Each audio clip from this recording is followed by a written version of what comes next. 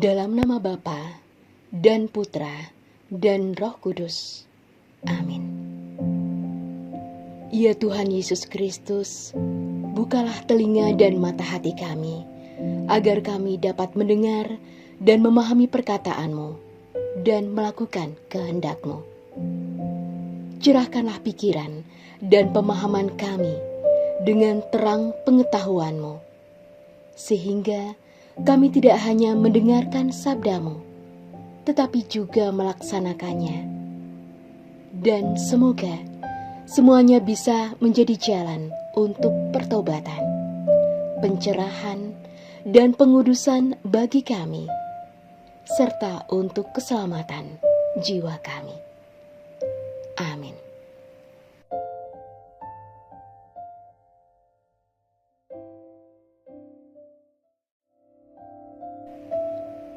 Sekeluarnya dari rumah ibadat itu, Yesus dengan Yakobus dan Yohanes pergi ke rumah Simon dan Andreas. Ibu mertua Simon terbaring karena sakit demam. Mereka segera memberitahukan keadaannya kepada Yesus. Ia pergi ke tempat perempuan itu, dan sambil memegang tangannya, ia membangunkan dia. Lalu lenyaplah demamnya. Kemudian perempuan itu melayani mereka. Menjelang malam, sesudah matahari terbenam, dibawalah kepada Yesus semua orang yang menderita sakit dan yang kerasukan setan.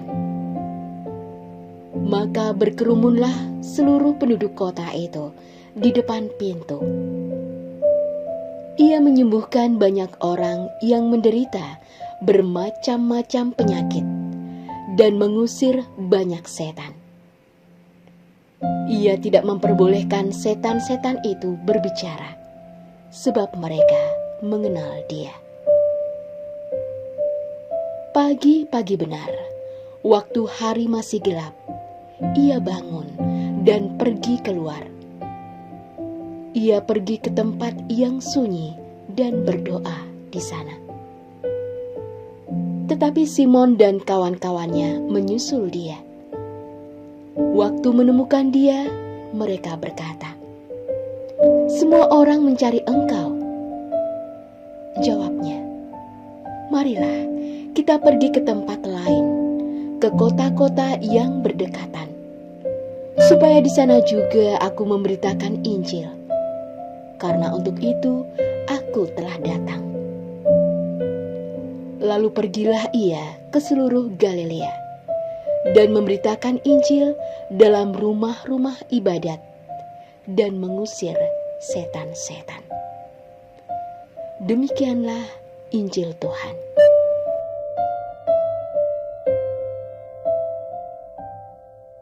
Saudara-saudari yang terkasih, bagi Tuhan tidak ada yang mustahil.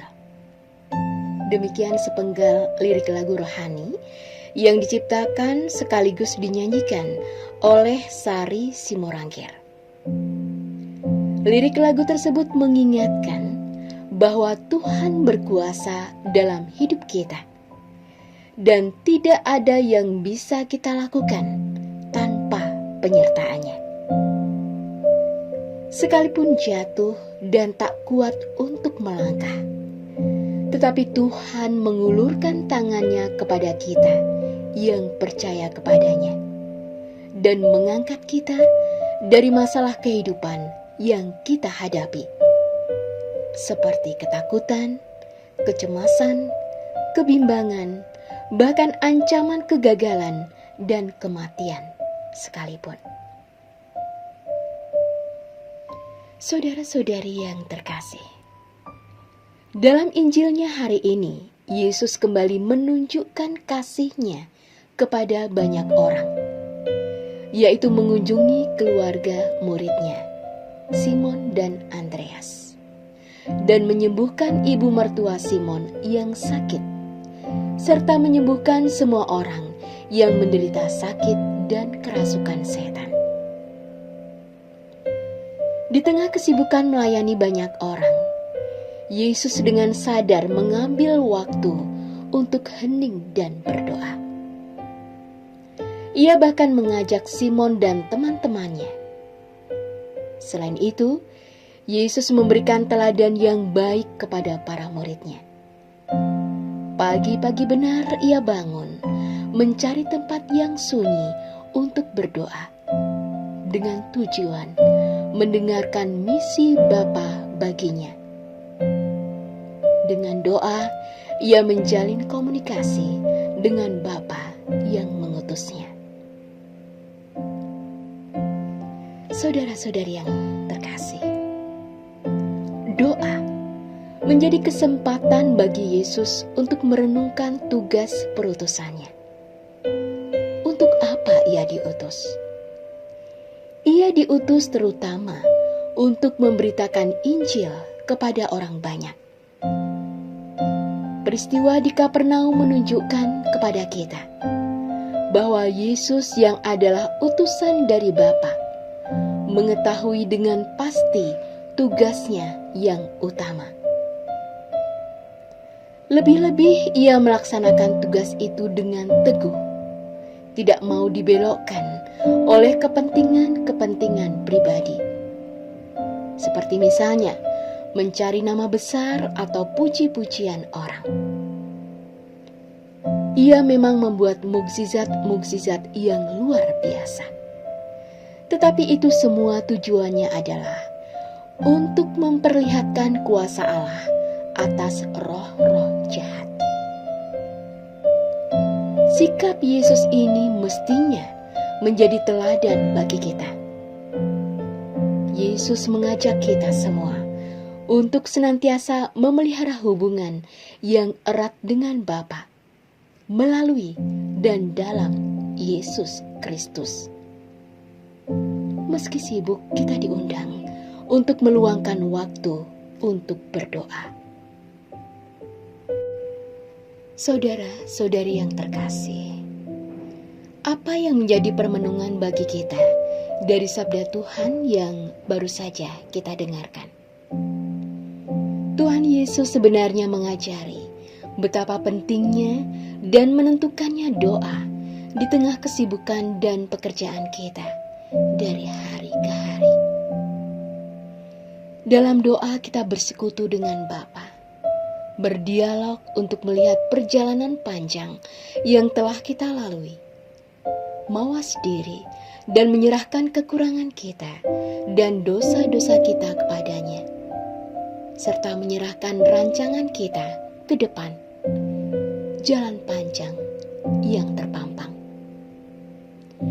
Dengan doa kita belajar dari kekurangan kita dan meningkatkan diri dengan kelebihan kita untuk menjadi makin bijaksana dan mengandalkan Tuhan dalam dinamika hidup harian kita. Semoga Tuhan Yesus, kerap kali kami merasa rajin dan giat melayani-Mu melalui orang-orang yang ada di sekitar kami. Namun kami enggan untuk mendengarkan Engkau dalam doa dan sabda-Mu yang berbicara dalam hidup kami.